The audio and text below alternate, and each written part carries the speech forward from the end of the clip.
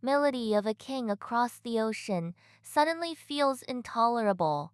The farmer still rises before dawn. The woman still tends the endless work of the household. The tradesman still labors at his craft. But now these familiar routines unfold against the backdrop of war and revolution. Inas, inas, inet, twanets, inas, inets, inets, tas, inets. Bie. Us. On through their demanding days, carrying not only the daily burdens, but the weight of a world remaking itself around them.